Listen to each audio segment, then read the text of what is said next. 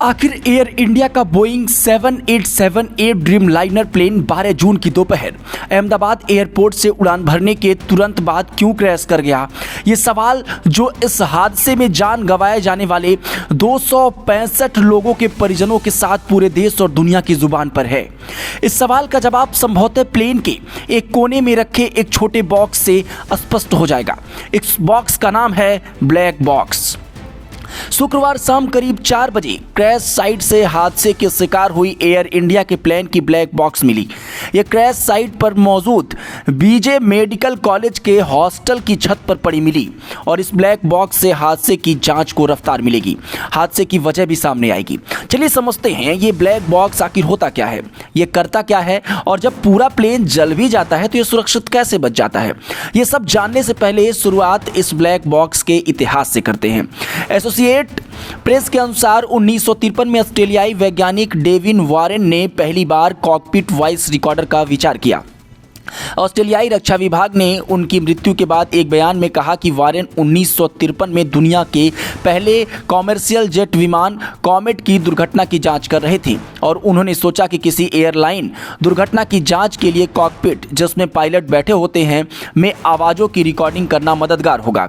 Warren ने 1956 में एक प्रोटोटाइप का डिज़ाइन और निर्माण किया, लेकिन अधिकारियों को यह समझने में कई साल लग गए कि यह उपकरण कितना मूल्यवान हो सकता है और उन्हें दुनिया भर में कॉमर्शियल एयरलाइनों में स्थापित करना शुरू कर दिया।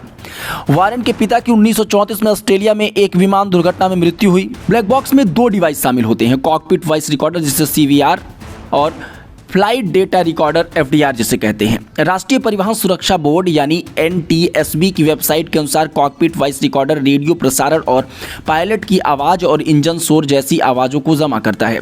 NTSB ने कहा कि जो कुछ हुआ उसके आधार पर जांचकर्ता इंजन के शोर, स्टॉल चेतावनी और अन्य क्लिक और पॉप पर बारीकी से ध्यान दे सकते हैं और उन आवाज़ों से जांचकर्ता अक्सर इंजन की स्पीड और कुछ सिस्टम फेल्योर का निर्धारण कर सकते हैं।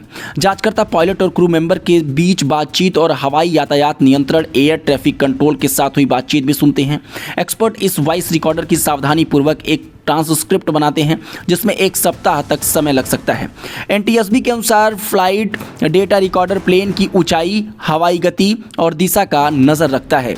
ये फैक्टर कम से कम 88 मापदंडों में से है जिनकी नए बने प्लेन को निगरानी करनी चाहिए। कुछ रिकॉर्डर प्लेन के विंग यानी पंख के फ्लैप की स्थिति से लेकर स्मोकिंग अलार्म तक 1000 से अधिक अन्य विशेषताओं की स्थिति जमा कर सकते हैं। NTSB के अनुसार वह जमा की गई जानकारी से फ्लाइट का एक कंप्यूटर एनिमेटेड वीडियो तैयार कर सकता है। इस पूरे वीडियो पर आपकी क्या राय है, अपनी प्रतिक्रिया दीजिएगा। और ब्लैक बॉक्स अब चूंकि मिल चुका है उस विमान हादसे का, तो क्या अब सारी सच्चाई सामने आ जाएगी? अपनी प्रतिक्रिया इस पर भी दीजिएगा।